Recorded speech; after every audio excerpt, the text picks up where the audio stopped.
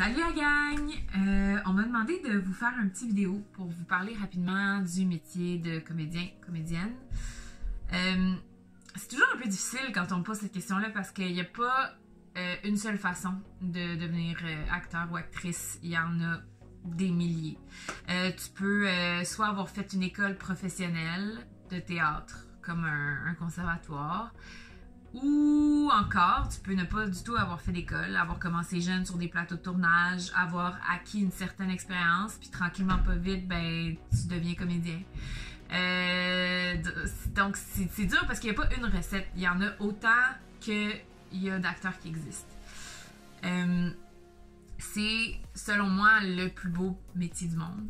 C'est sûr qu'il y a des points négatifs, il y a des points positifs. Mais je vais commencer par les points positifs. C'est un métier qui... puis c'est pour ça que je l'ai choisi, surtout, c'est parce qu'il n'y a pas de routine. Peu importe la journée, tu peux faire des choses complètement différentes. C'est jamais la même chose. Tu rencontres toutes sortes de nouvelles personnes parce que tu peux être sur un seul projet pendant... Bon, des fois, tu es chanceux, le projet va durer plusieurs années, mais des fois, tu fais des projets, ça dure quelques jours, quelques semaines, puis après ça, tu t'en vas sur un autre projet, tu rencontres une nouvelle gang, une nouvelle équipe.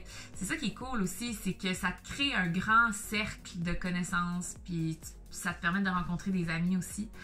Ce qui est le fun aussi avec ces métiers-là, c'est que tu peux toucher à plein de choses. Tu sais, t'es pas obligé juste de faire du théâtre ou juste de la télévision. Tu sais, tu peux faire du cinéma, oui, du théâtre, de la télévision. Tu peux faire toutes sortes de théâtre. Tu peux faire de la marionnette, comme tu peux faire du théâtre classique, des trucs plus modernes aussi. Ce qui est cool aussi avec ce métier-là, c'est qu'il y a tout le domaine de la voix. Donc, tu peux faire du doublage. Ça, c'est les voix en français sur les films en anglais. Tu peux faire de la surimpression vocale, qui est un peu comme le doublage, sauf que tu entends l'anglais en arrière dans l'émission. Tu peux faire de la publicité aussi à la radio, à la télévision. Faire des voix pour des compagnies, des fois qui cherchent des voix pour des formations ou toutes sortes de trucs. J'ai même des amis qui font des personnages à l'école de police. Donc ça, c'est des vrais policiers qui étudient pour devenir des polices. Puis en fait, ils engagent des comédiens pour faire des criminels ou des gens qui doivent arrêter ou tout ça, pour faire de la simulation. Fait que tu peux faire ça, tu peux faire de l'animation aussi, des personnages comme à la ronde par exemple.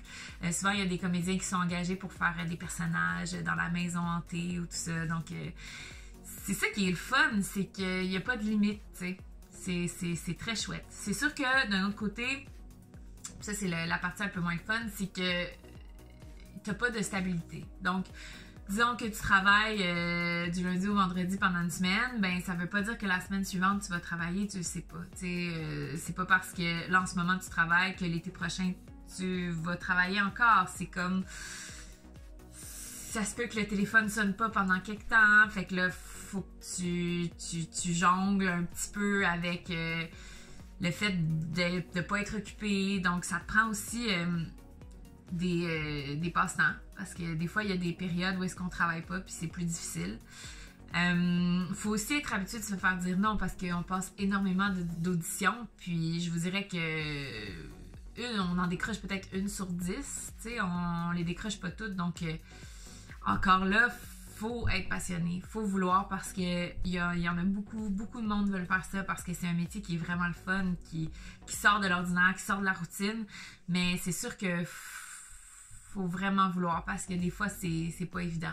C'est vraiment pas évident de faire sa place.